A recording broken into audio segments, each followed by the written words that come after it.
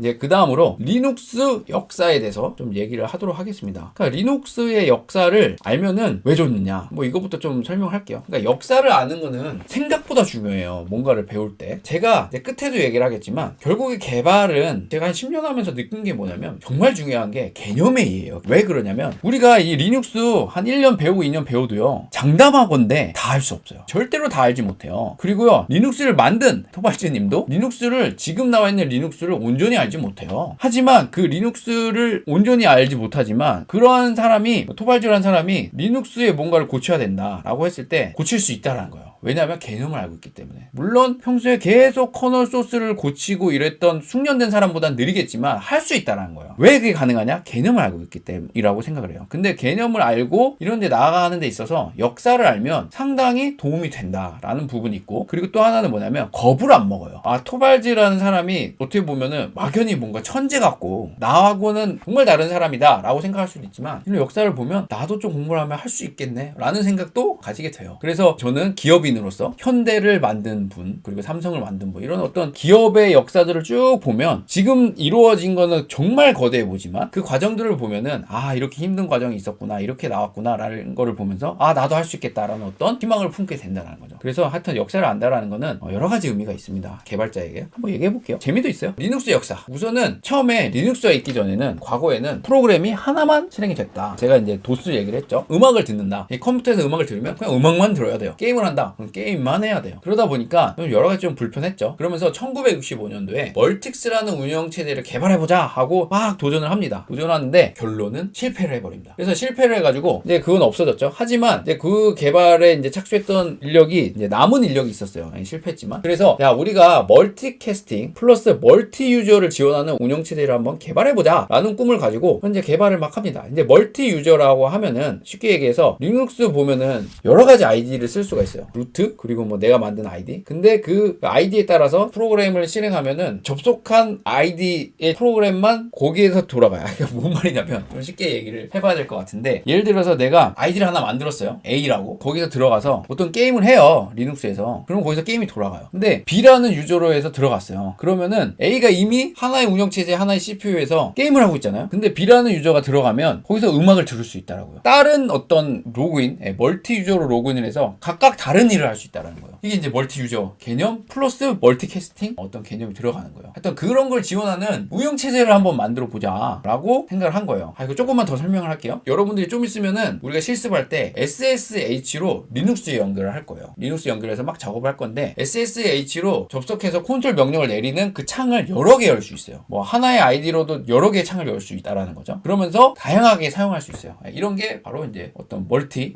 유저 개념이다라고 보면 될 것 같아요. 멀티캐스팅 개념까지 플러스돼. 그래서 이런 거 한번 해보자 라고 해서 열심히 개발합니다. 그래서 성공을 해요. 그러면서 나온 게 바로 유닉스예요. 처음에 유닉스는 어셈블리어로 되어 있는 거예요. 근데 제가 쭉 설명을 했지만 이 어셈블리어의 문제가 뭐예요? CPU가 바뀌면 또 개발을 해야 되는 거예요. 너무 힘들죠. 생각만 해도 힘들죠. 프로그램이 쉬운 것도 아니고. 그러다 보니까 안 되겠다, 너무 힘들다, 언어를 하나 개발해버려요. 그게 뭐냐면 바로 C 언어예요. 그래서 우리 C 언어를 개발하자. 그러면서 우리가 진짜 요즘에 얘기하는 찐 유닉스가 1973년도에 나오게 됩니다. 그러면서 여기서 C 언어도 나오게 되는 거예요. 그러면서 이 유닉스가 처음에는 오픈소스였어요. 그리고 C 언어도 도입을 했고, 그리고 그러다 보니까 오픈소스니까 수많은 사람들이 달라붙는 거예요. 수많은 사람들이, 인력들이 투입되고 막 너도 나도 개발하니까 어떻게 돼요? 굉장히 빠른 속도로 보완이 되면서 완성도를 가지게 됩니다. 그러면서 아, 좋다 막 이런 얘기가 나오죠. 그런데 1984년도 이때 이제 일이 일어나요. 뭐냐면 유닉스 유료화가 일어납니다. 이게 그 과정이 어떻게 되냐면, AT&T라는 기업이 있어요. 근데 이 기업이 너무 잘 나가면서 모든 청년들이 다 이 회사에 들어가고 싶어 하는 거예요. 그러면서 다양한 분야에 진출하게 되는 거예요.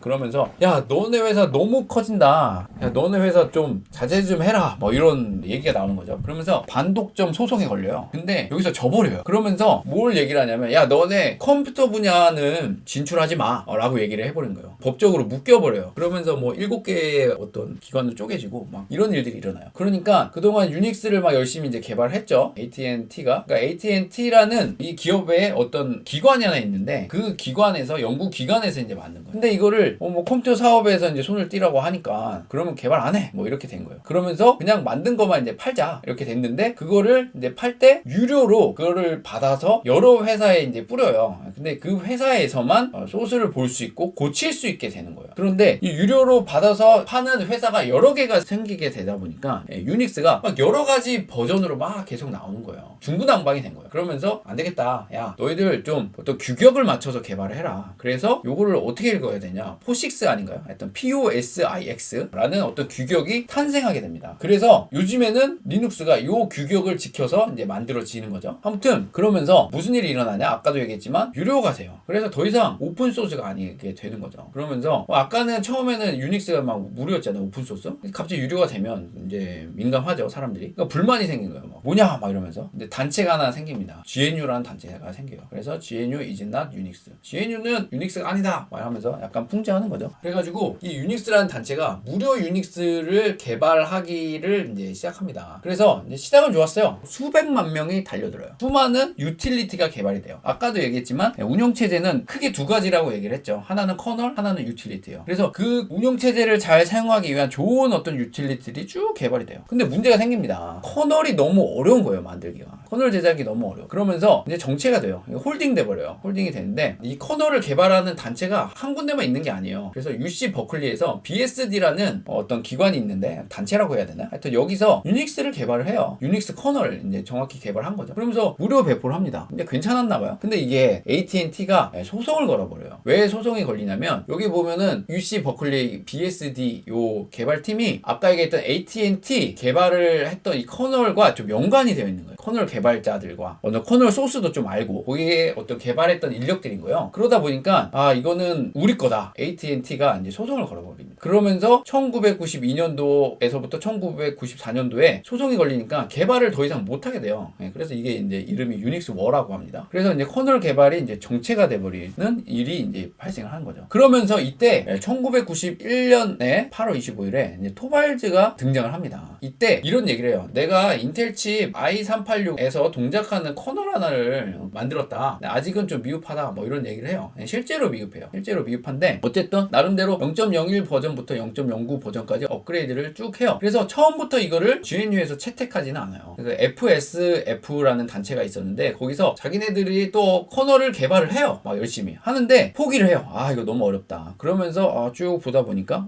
리누스 토발즈가 개발한 커널이 괜찮네 라고 하면서 GNU의 커널로 채택을 해버려요. 그러면서 이제 이름을 앞에 토발즈 리누스잖아요. 그래서 리를 따가지고 유닉스에서 리눅스라고 이름을 바꿔버립니다. 정식으로 이제 딱 채택을 해요. 바꾸는 게 아니라 어쨌든 다른 거잖아요. 다른 거니까 이름을 정확히 우리 운영체제 이름을 리눅스로 하자라고 하면서 리눅스가 탄생을 했다라고 보면 될 것 같습니다. 1강부터 이게 이론이다 보니까 천천히 호흡을 갖자 해서 이제 1시간 정도만 오늘은 강의를 해요. 제가 얘기하고 싶은 거는 천천히 갑시다예요. 그리고 꾸준히 갑시다 라는 거고요. 아까도 얘기했지만 개념에 집중을 합시다. 우리가 이거를 막 해서 뭐 진짜 커널을 고치고 뭐 초전문가가 될 건 아니잖아요. 우리가 이런 것들을 배울 때 디테일함도 중요하지만 또 개념들을 머리에 차곡차곡 넣자라고 제가 이제 얘기를 하고 싶습니다. 그래서 여러분들 수고하셨습니다. 수고하셨고요. 오늘은 이만 가도록 하겠습니다. 이상으로 오지환이었습니다. 감사합니다. 안녕히 계세요.